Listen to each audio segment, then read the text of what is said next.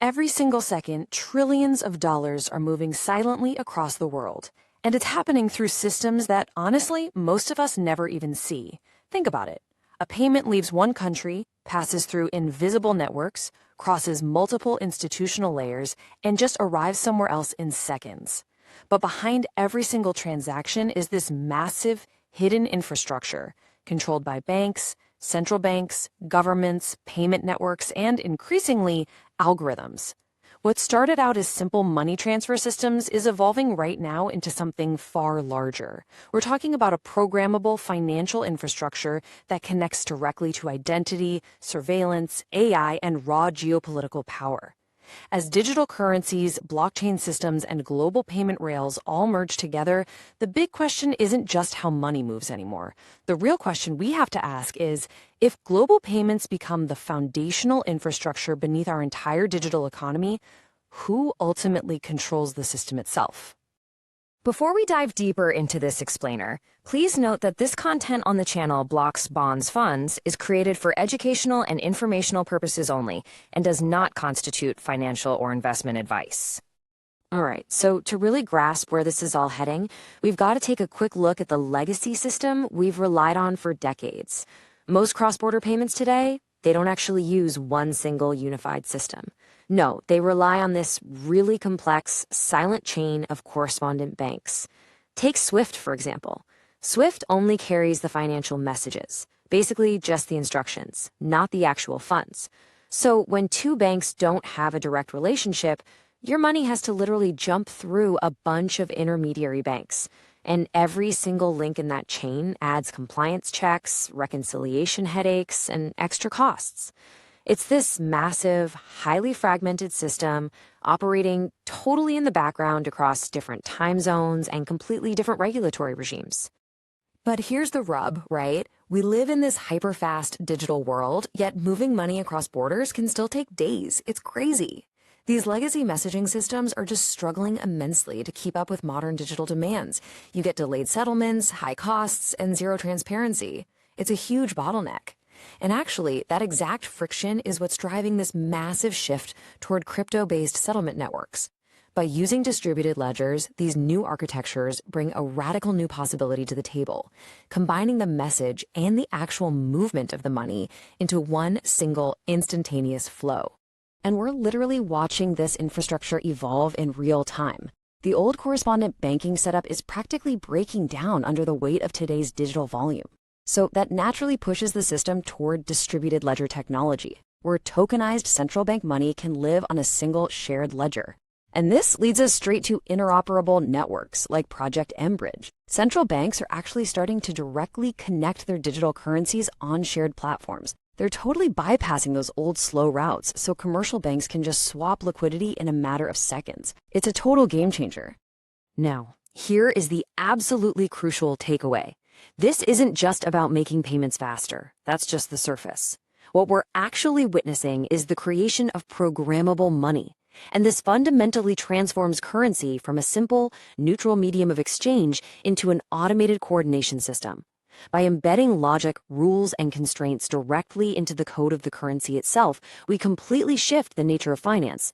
So instead of, checking the ledger after a transaction happens, the outcomes and the rules are verified the absolute second an instruction is sent.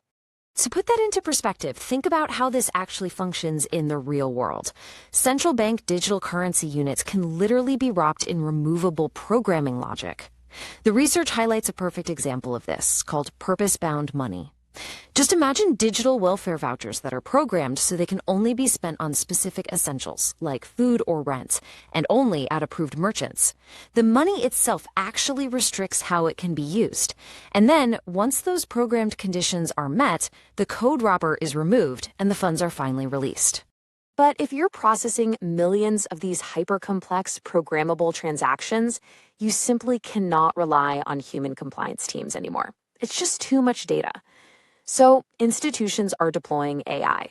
And here's a wild stat for you. Old rules-based monitoring systems are kind of notorious for false positives.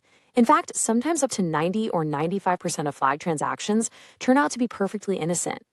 But foundation AI models, specifically central bank language models, are vastly outperforming those older systems, hitting 80 to 90% accuracy. They're acting as these automated co-pilots, instantly finding the needle in the haystack to monitor transactions and enforce compliance. Now, this is where things change dramatically for everyday users. This hidden architecture of cloud systems and complex algorithms grants authorities a level of control that was frankly impossible before.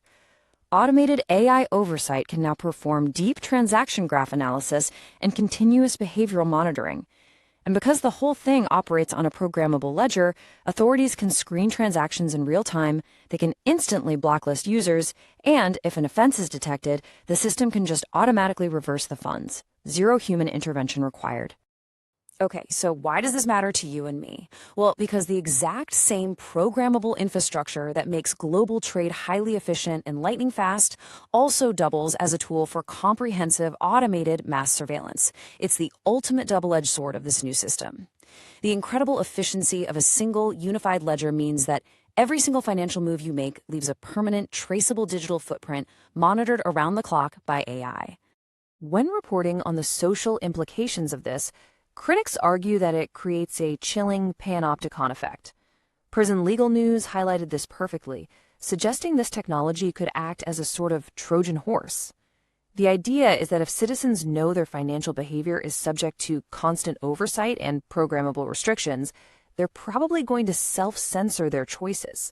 They might avoid donating to certain causes or buying things that could draw scrutiny.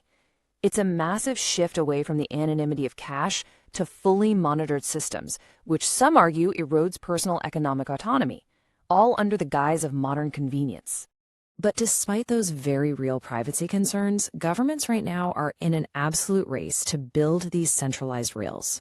They're chasing what the European Central Bank calls the holy grail of cross-border payments.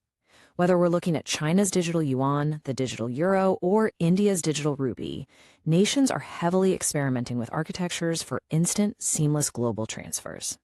But in doing so, they are fundamentally altering the relationship between the citizen and the government's money. We're moving away from permissionless open innovation and stepping right into top-down, government-controlled financial instruments. And if we zoom out to a macroeconomic level, this shifts power on a massive geopolitical scale. Historically, the US and Europe have basically had de facto oversight over global trade because it mostly routed through SWIFT and the US dollar. These new multilateral networks theoretically bypass those Western choke points entirely, but they replace them with something else: shared gatekeeping. It creates this closed club of participating central banks that collectively dictate the rules of the ledger. So for smaller nations plugging into these new networks, it could mean a very real loss of their sovereign monetary independence. So what are we ultimately looking at here? It's really the creation of a brand new emerging operating system for society. You might be using what looks like a cool decentralized payment app or a simple digital wallet on your phone. But underneath that slick interface, you are actually connecting to a deeply centralized ecosystem. It's a world where your payments, your digital identity verification, AI-driven compliance, and global commerce are all merging into one single interoperable layer. Which brings us to the most critical question of this entire financial evolution. As programmable money fully merges with global surveillance and automated enforcement, as the invisible systems that move trillions of dollars a second become smarter, faster, and much more rigid, who ultimately holds the keys to the infrastructure beneath our digital society?